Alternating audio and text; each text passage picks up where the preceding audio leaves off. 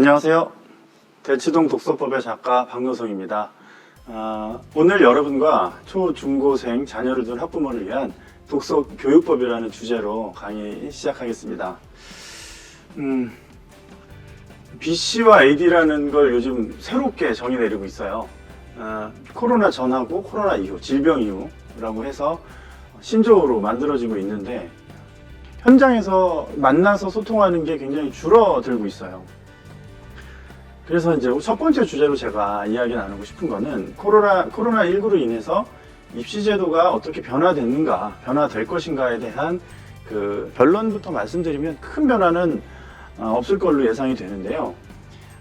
지금 그 미국 같은 경우에 SAT 시험 일정들이 다 취소되고 있습니다. 근데 SAT는 우리랑 좀 차이가 있어서 1년에 5번에서 7번 정도를 수시로 보는 거예요. 본인이 원하는 스케줄에 맞춰서 수업을 들으면 그 시험을 보면 되는 건데 상반기 거의 다 취소입니다. 보시면 이제 빨간색으로 되어 있는 것들이 시험 취소이고 이 뒷부분도 사실 불투명해요.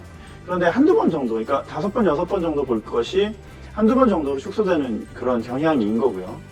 그러니까 애초에 미국은 이런 SAT 시험하고 코로나랑은 크게 상관이 없게 구조가 돼 있어요. 우리나라도 다른 건 잘 모르지만 그 입시에 관해서는 일찍부터 좀 확정을 지은 편이고요.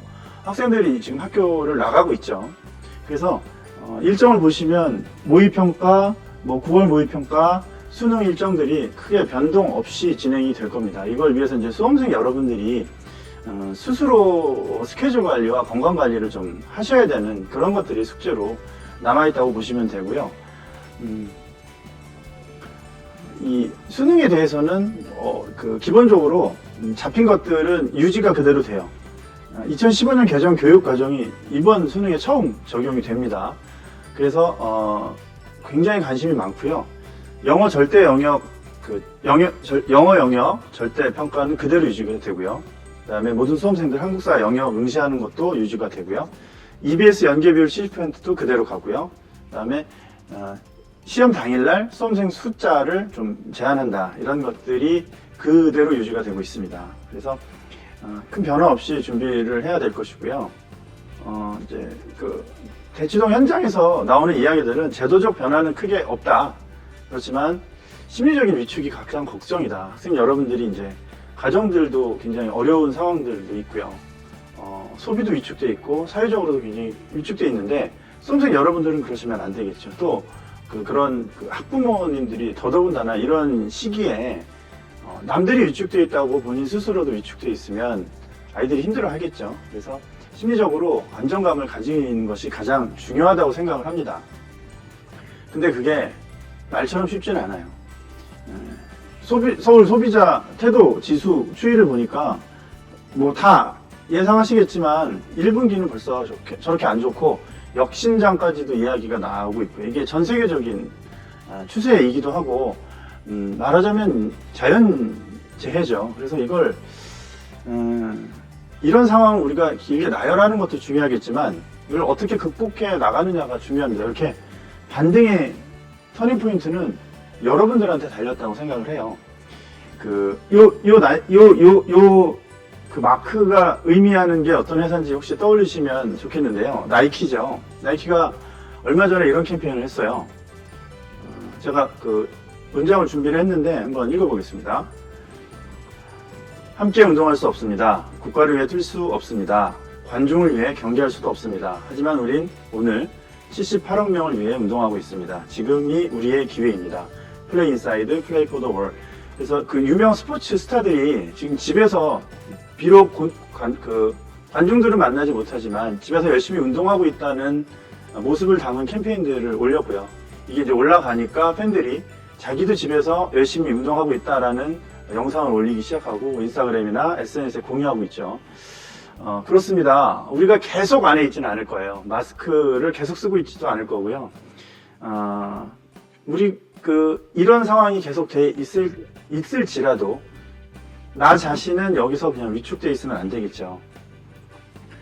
자기 플랜에 따른 올바른 독서가 중요합니다. 그래서 지금부터 저와 함께 이 코로나 시기에 어떻게 책을 읽히고 또 독서를 해야 되는지에 대해서 이야기를 나눠보도록 하겠습니다. 준비되셨죠? 들어가 보겠습니다. 첫 번째는 이런 주제로 이야기를 나누고 싶어요. 국어 때문에 갈리는 1등과 2등. 수험가에는 이런 우스갯소리가 있어요. 합격은 수학이 정하고 대학은 국어가 정한다. 이게 무슨 이야기냐면 수능 입시 제도와 최근에 정부가 발표한 것들이 있죠. 정시를 확대한다, 수시를 축소한다. 이런 것들이 어떤 의미인지에 대해서 이야기를 나누고요. 이 문장이 지시하는 게 단순히 표면적인 것 이외에 어떤 의미를 함축하고 있는지 한번 살펴보겠습니다.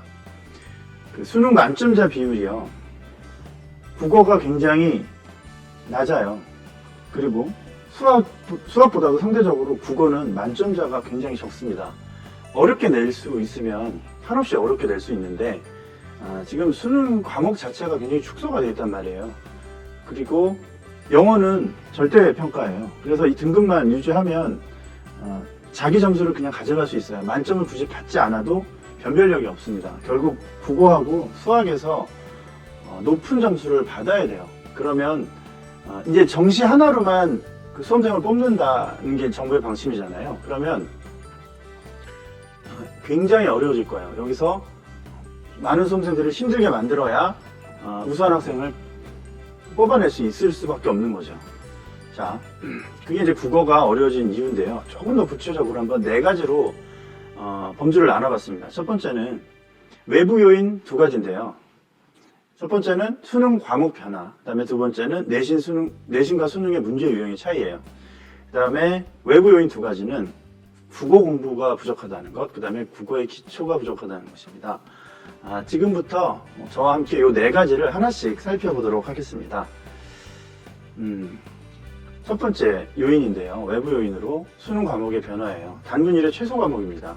그런데 학생들에게는 여전히 부담스럽다는 이야기가 있어요. 어떤 이야기인지 한번 볼게요. 앞서 살짝 언급을 드렸지만 영어랑 한국사는 절대평가예요. 다 맞지 않아도 1등급이 가능합니다. 어느 범주에만 들어가면 돼요. 변별력이 없는 거 다 똑같은 레벨이 되는 거죠. 그런데 결국 시험은 그래서 국어 100점, 수학 100점, 탐구 100점 이렇게 300점 만점의 시험이라고 보시면 돼요. 옛날에 이제 어머님들 보실 때 체력장 있으면 이건 체력장이고요. 여기서 이제 그 학력고사가 되는 거라고 보시면 되는데 탐구 100은 그 2011년까지는 4과목이었습니다. 그러니까 공부할 게 많았죠.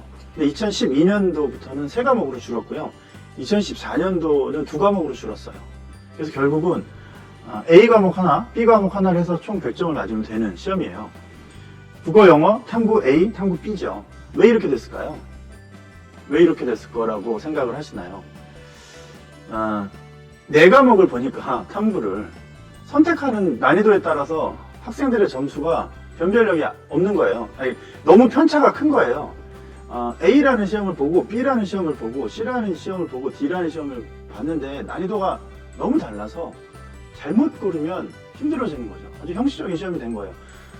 이게 새로운 이야기가 아니라 여러분 학력고사 보셨거나 수능 보셨던 분들도 기억하실 거예요. 다 생물 아니면 지구과학 선택하고 그죠? 과학은 사회도 마찬가지입니다. 세계사 선택하면 그냥 힘들어지는 거고요. 그런 변별력을 갖출 수가 없으니까 줄어들어요. 결국 이 4과목에서 승부가 나는 거예요. 그러면 시험을 제출하는 출제하는 입장에서는 과거처럼 논술이라든가 창의력 테스트라든가 여러 가지 과외적인 요소로 평가를 했었는데 오로지 시험 하나로만 평가하는 거죠. 요 4과목으로만 시험을 본다고 보시면 돼요. 자, 그러다 보니 수학은 최고점이 그래도 좀 올라가는 편이에요. 근데 국어는 오히려 떨어지고 있습니다. 기본적으로는 수학이랑 국어가 더 어려워질 겁니다. 당연히 하겠죠. 그 점수 하나로 이 수능 정시 하나로만 학생들을 뽑기 때문이죠. 자, 여기서 수학하고 국어가 어려워지는 이유를 말씀드렸고 국어가 조금 더 어려울 거라고 아까 이 도표에서는 봤는데요. 왜 그런지 한번 볼게요.